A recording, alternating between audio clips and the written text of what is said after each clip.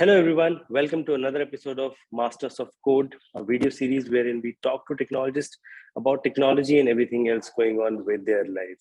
Today, we have Neena Budhiraja, who's a product manager at Google Pay, with us to talk about a very important topic, that's unapologetic career momhood.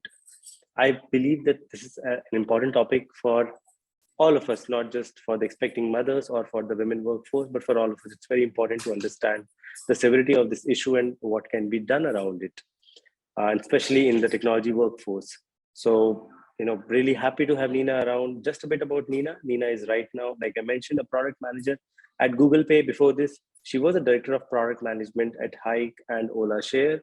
And before that, she had a few years spent at Google again. So, Neena, thanks so much for joining us today.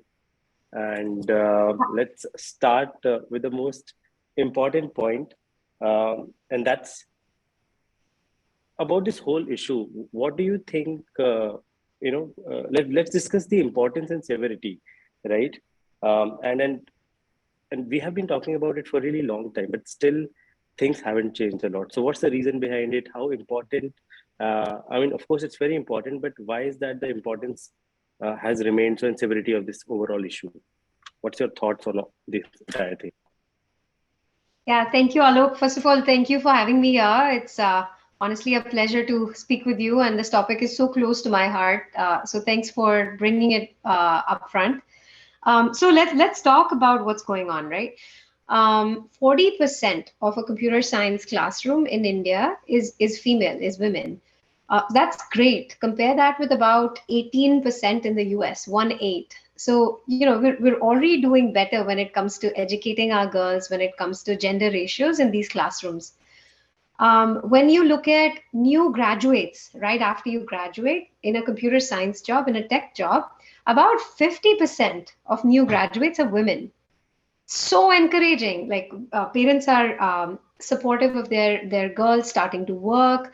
Computer science jobs, tech jobs are considered high prestige, and tech companies have actually gone out of their way in order to provide work-life balance, cabs if they work late at night, all sorts of support ecosystems around the work environment. But the situation changes from there. About 5 or 6 years down the line, there's a sharp decline in this gender ratio. About 5 years in, actually, the stats say that only about 25% of managerial positions are women. And then if you extrapolate that a few years further out, only about 5% of women, 5% of C-suite positions are women.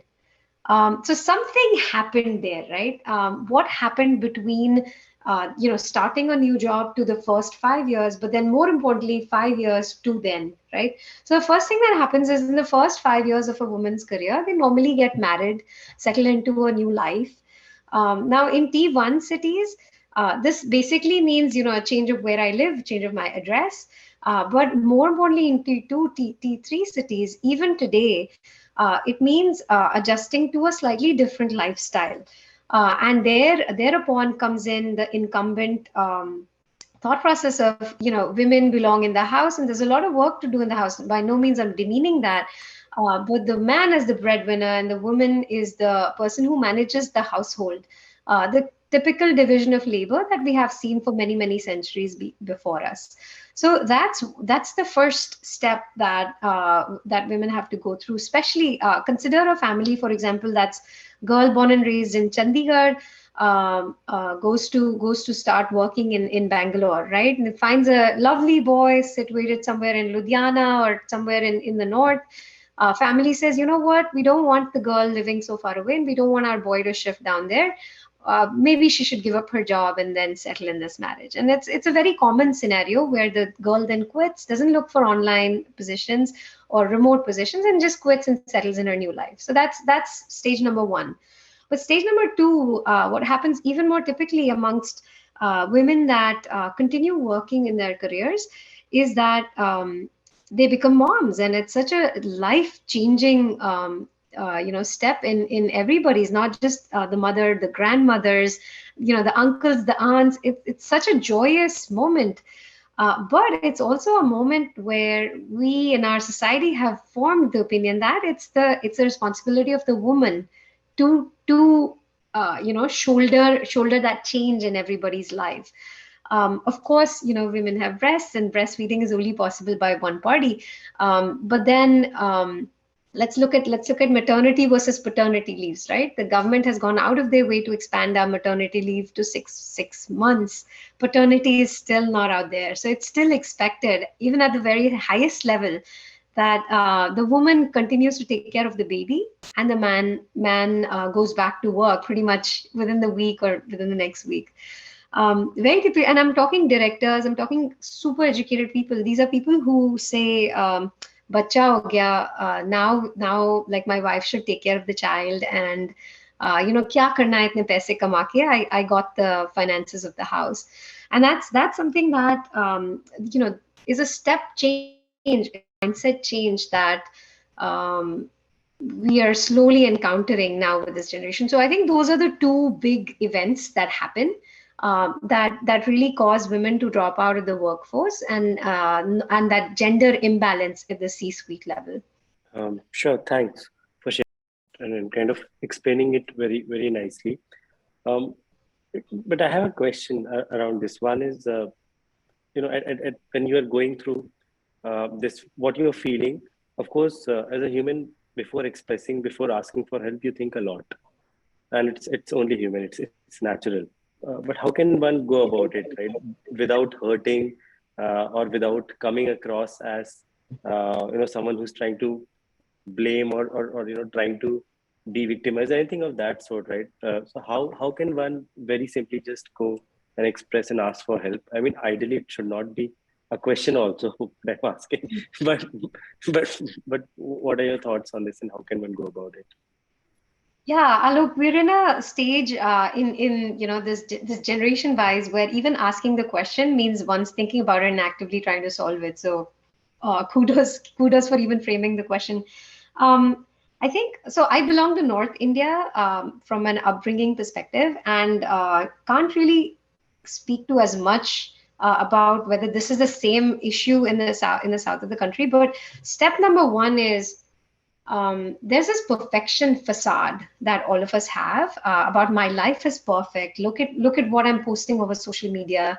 It's something to envy about. Who I am is who you want to be, right? So I think shedding that and expressing vulnerability and letting people know that I'm not okay is a huge mindset shift when it comes to even expressing that I need help. You cannot ask for help unless you tell people that I'm not okay, and that's a huge thing. Um, for example, I have a 4-year-old, and sometimes it feels like I have a 14-year-old. Just this weekend, we had somewhat of a mom daughter clash already, and I it took a lot of guts to go ahead and talk to her teacher and parents of other classmates about, hey, this is something we're facing. How do you face this? How do you go about this? Do you have any techniques for me to work through? And her teacher actually sent me some reading material and was able to tell a story to all the kids in the class to encounter that particular situation. Happy to go into the details for anybody who's interested. But my point here is, if my position was, I don't want my daughter's teacher to know about the troubles that we're having at home, we would never have fixed that particular issue. So that's point number one. This happens a lot in the north of India, where like we just don't express that we're not okay. The second thing that I'd say is forming this community. Um, you don't need to be vulnerable in front of the whole wide world, but you do need to be vulnerable with a certain set of people. Now, those people don't need to be your immediate neighbor. They can be 5 friends you find online, but finding 5 to 10 moms around you, and making that safe space, expressing what you're going through, everything from, hey, I'm having breastfeeding issues. Hey, my teen didn't come home until late last night. Like pretty much the extent of issues that you're going through, that you're feeling, being in a relationship that you're comfortable with, and expressing these fears is really critical. So forming a community is important here.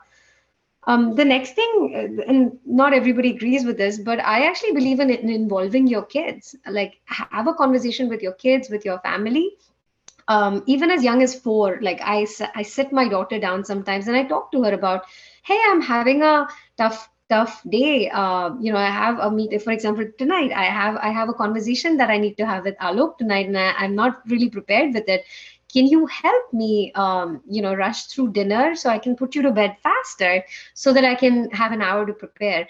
And so we made a plan together for what if we skip a game today? What if we do blah blah? And my point is, she's just 4, right? And she was able to understand my emotions, understand my goal, and help me towards it. So having that conversation with even kids, sometimes we say that they're too little to understand responsibilities, but I don't believe that. I think they sense the emotion anyway, and you might as well involve them in the equation.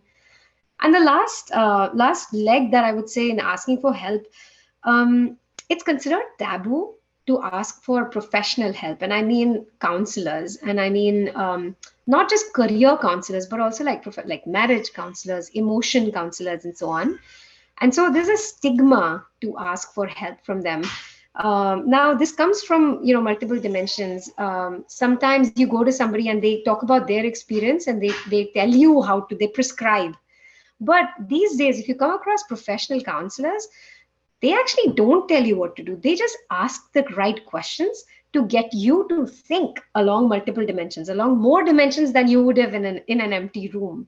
And so I strongly recommend, even if you don't want to make it a public deal, but I strongly recommend finding somebody who's trained professionally in coaching you the right way, and actually finding that help. So in a nutshell, being okay with sharing, finding that community, involving your kids in your family, and then if needed, do find professional help. No shame in it. Thanks so much for sharing that, Neena. And then uh, about the whole explanation part of why it's important to express, right? And then not just to the colleagues, to your immediate close family and friend, but also maybe with your kids. Next is probably the most difficult part, and especially being an Indian, we all relate to it a lot. Expectations, right? We deal with expectations right from the time we are super young till pretty much we exist on this planet. We are always we are always serving to one or the other's expectations, right? So the next question is about something which, especially in India, we deal with right from the very beginning of our childhood until pretty much we exist, right? Expectations of our parents, expectations of our peers, expectations of our kids when we grow, expectations of our colleagues, expectations of our partners. And so when you are a mother, right, then I think all of a sudden there's a jump of the expectations and also the number of people who are expecting different things Mm. from you, right? And again, this puts you under some sort of pressure. And then it's not that a lot of time it's subconscious. People don't mean it, but you carry that in your mind, right? So how do you deal with those expectations from your partner, right? From your in-laws, from your colleagues, from your manager, and because it eventually, like you said, that you have to express that you need help, and then a part of it you might be asking for help from your colleagues as well, right? You might be expressing to yeah, the people who work with you. So how do you deal with these expectations in such a crucial moment? Yeah, so bang on this question, Alok. Remember, the kids are the only people whose survival depends on you, at least initially. Everybody else is going to be fine. With or without your help. But more seriously, a quick story here. So when my husband was home, my second daughter was born in August, and he was home for the first 4-ish months. I'd crib every single morning about how hard the night was, how I wish he'd wake up with me and help me through the night. And instead, he just picked up his pillow and found another bedroom in the house. And I'd crib every morning, tough spot. And then he decided to go visit his family in India. And sorry, we live in California for the time being. And that means he wasn't here. And suddenly there was no expectation that he would come in the middle of the night to help me take care of the baby. And Suddenly our fights just went down to a zero about who would pick the baby, who would change the next diaper, and so on. Why? There were no expectations. There was no expectation to take a flight back, pick up the crying baby, soothe her, and put her back to sleep, right? So I think the point I'm trying to make here is when you have expectations or when others have expectations of you and those expectations are not met, that is when you get into this loop of unhappiness with yourself, with the people around you at work or at home, right? So just a few ground rules. Let's look through who you're surrounded by in this journey of motherhood, right? First and foremost is your family. It's your husband, and if you're really lucky, parents and in-laws and other extended family, right? I actually strongly believe that there's an exercise that needs to be done, especially around a life changing moment like having a kid. Like, list out all the chores that need to be done at home and around the kids. Let's talk about realistic. Like, everybody has the same number of hours in the day, and especially if the woman's working as well, then everybody has the same equal number of hours outside of work with all of these chores, right? Let's split it up. What is he going to help with? What is somebody else going to help with? What can you outsource? Like, having a plan concretely set can really help tamper those expectations. For instance, with my husband, it's, we've said that, hey, he cannot really wake up in the night. He cannot function the next day. So it's very clear that he's not going to come help me in the night. But at the same time, then he's got the primary job through the day, right? When my daughter comes back from school, he's the A parent, and then I'm the B parent, taking it easy because I know I'm going to have a long night. Right. So I think having that communication and having that communication candidly with even in-laws or your own parents can be really helpful upfront. Similarly, let's take step two at work, right? Let's talk about your relationship with your managers. So you have deliverables. What do those deliverables actually mean in terms of what they'll provide you with? Will these deliverables result in this growth opportunity? In what time frame? Set that expectation up front, because from your perspective, you're working around the clock at home and at work, but your manager may or may not think that might be sufficient quality or sufficient time in that job for you to meet the next level, right? And that results in a flurry of dissatisfaction as well. So having that conversation and documenting that conversation, documenting your growth along that curve, can really help phase your growth at work as well. And then let's talk about coworkers. One thing that Google and the Next Billion Users division at Google really taught us is this concept of work-life balance. It's a global work environment. Some of our colleagues are, halfway around the globe. So when we're having morning meetings, it's the middle of the night for them, right? So how do you balance these things? And so setting clear expectations around time with not just your management, but also coworkers can be really helpful. For example, guys, I need to pick up my daughter at 5 p.m. from daycare. There's no, like, she'll be stranded at the curb if I don't go. So there's no option. So please don't schedule meetings around that time. And then on the flip side, making sure that somebody else can cover you for 1 or 2 days. For example, our management set up Tuesday and Wednesday as the time when they were going to make all the evening APAC meetings happen, so that those folks didn't have to dial in late at night for those 2 days, right? So making sure that these expectations are set with your coworkers in advance, so that you're not, missing each other's ability to adjust with you, right? I think these are some of the examples for how to be clear in your communications early on. And of course, if life happens, if something goes down, then being open, keeping an open communication channel, feedback channel, listening to the feedback carefully and adjusting your expectations accordingly. Like, for example, I heard you. This is what I heard. This is what it implies for how we work together. Am I hearing that right? Did you mean something else? Checking that and making sure that communication pattern, that work style matches going forward can really help. So, to sort of summarize, you believe that communication plays the most important role when dealing with expectations. Let's 100%. briefly, we have touched upon different ways to seek help, and I know that and there has to be a framework around it, because I know that you mentioned it in the past as well. So is there a framework to seek help? If you have to summarize that, or if you have to talk about it, what's that? Yeah, so I discuss this with my friends often. I think it comes in threefold. It's time, scope, and money. Simply said, we all have limited time. Everybody has 24 hours, 7 days a week. It's your choice what you do with that time. For example, close friend of mine really enjoys coming back from work and cooking. And that's how she de-stresses, and is able to compartmentalize. Okay, so far this was my work day. This is my break where I'm now shutting off slowly and switching gears into my family life. And that's how she chooses to spend about 2 hours of her day. um, Me, on the other hand, not only am I a dud in the kitchen, I also prefer to spend the very first 2 hours when I'm back from work with my family, with my kids. So I prioritize entering the door, picking them up, and going out and swinging together, going on bike rides together, and so on for those first 2 hours before dinner. And so we've outsourced cooking completely in our family, so that we can spend that time. So I think there's no cookie cutter answer, but just ensuring that you deliberate about how you spend your time, particularly once the kids are in the equation, is key. And there's only so much. There's only so young you can be in your career, and there's only one time you're going to live this age of your kids.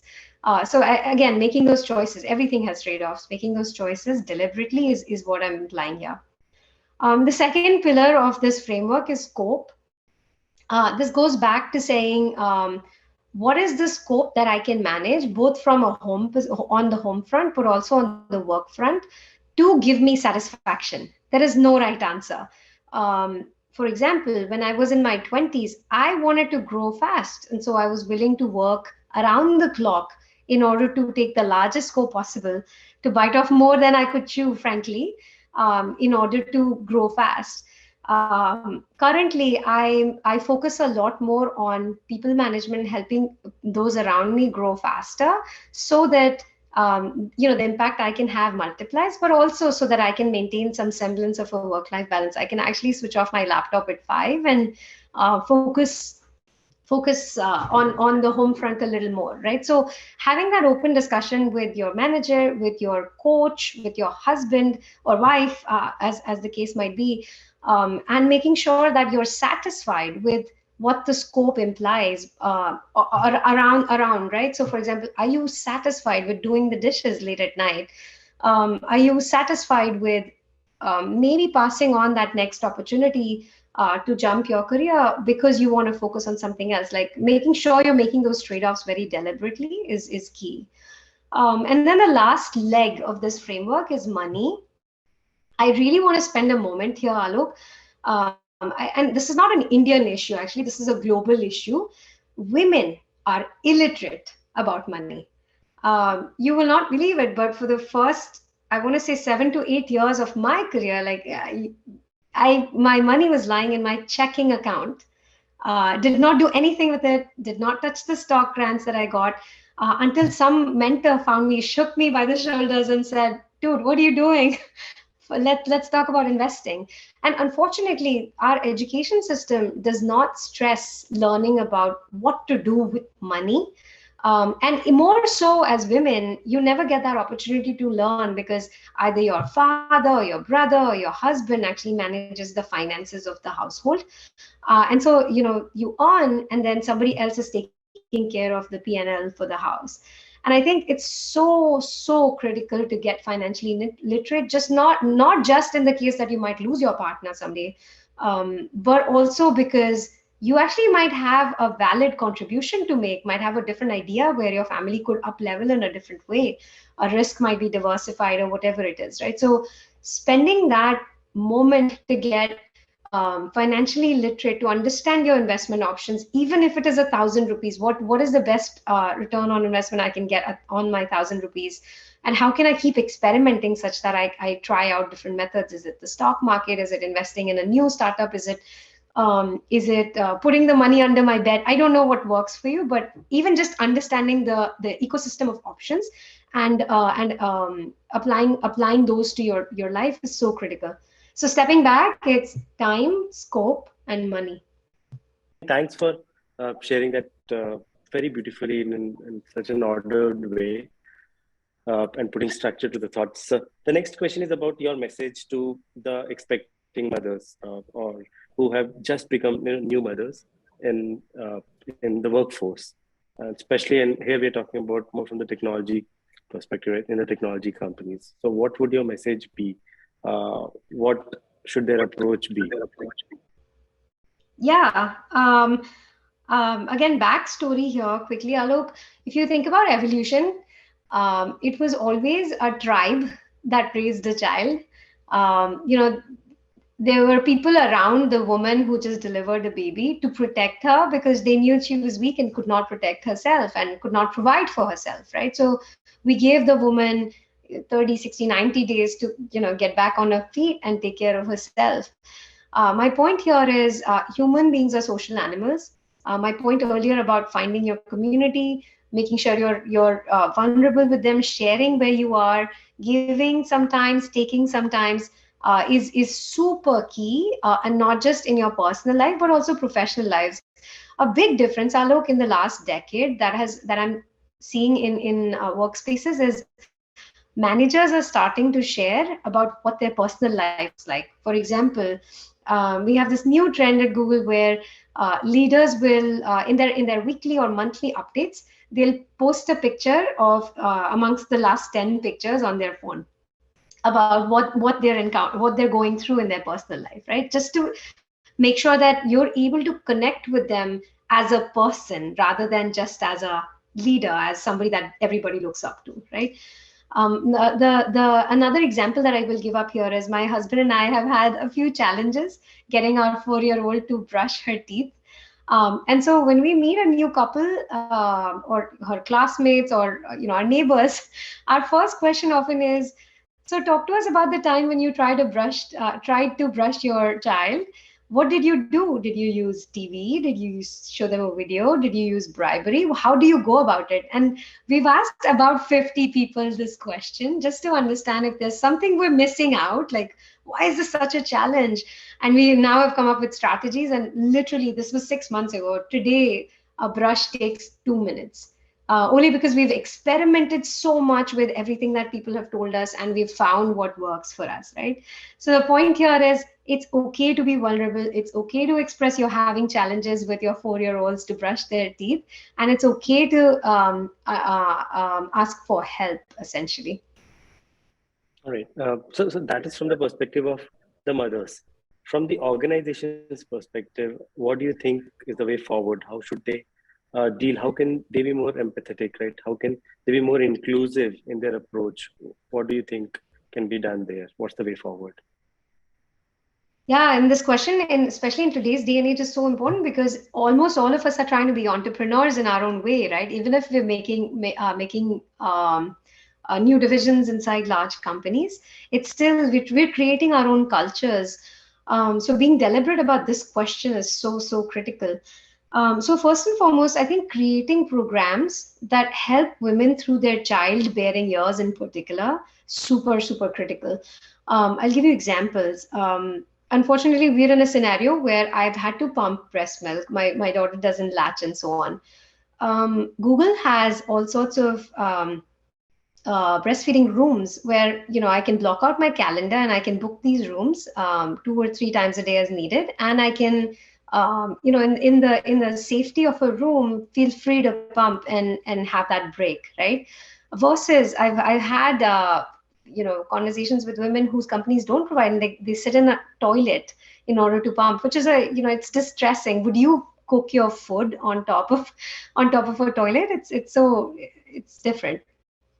So thinking about that journey that a new mother or a late stage mother has to go through, and making sure that you're able to support her in these moments in time is super critical. And most of these big tech companies have figured it out. So there's no shame in learning from and copying and pasting some of these solutions.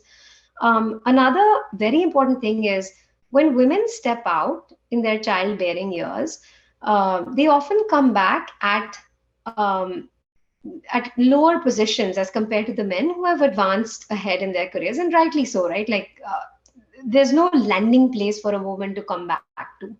And I think again, big tech has really shown us the way here, where even if you step out for 6 months, a role is assured at the same level, at the same competence. If you come back after 2 years, you're still considered for an opportunity at pretty much the same level where you were, or higher than that, depending on the experience that you can show, right? My point here is, let's not penalize women for stepping out of the workforce to take care of their family. Let's not have them compete with freshers all over again, but instead create that safe landing space where it's okay to give them 3 6 months to ramp back into work, because the productivity that you're going to come across from that person is now only going to multiply because they've learned to multitask as well, right? So I think these are some of the things that organizations and employers can start thinking about. Empathy, essentially, through all of these stages, is super key. Sure. I think to summarize, also you want and you think that's right, for the organizations to see mothers as mothers and what do they bring extra on table, rather than thinking that, oh, they might have lost some of the other ability in the process, That's right. right? That's there. Actually, so sorry, before we move ahead, if I can give you a couple of examples here. Sure. Um, one of our leaders, so Google was, as crappy a startup as could be. One of our leaders was pregnant, and only when she was running late in her 8th or 9th month of pregnancy to a meeting did she realize that, it might make sense to have expectant mother parking spots similar to handicap parking spots up front, so that you don't tax expectant mothers as much for meeting the work requirements. And so we now have expectant mother spots right next to handicap spots, parking spots, in most of these companies here in the valley. um, Another example that I'll give you is, I was interviewing with Amazon a few years ago. The culture is tough, right? Amazon's a pretty aggressive company looking to deliver super high value for its customers, and hence work its employees pretty hard, thereby kicking a lot of women out of their workforce. The conversation I had with this hiring manager was eye-opening. Suresh basically said, we've realized that our key customers are women, they're mothers, they're people who only have time in the middle of the night to add things to their cart and shop.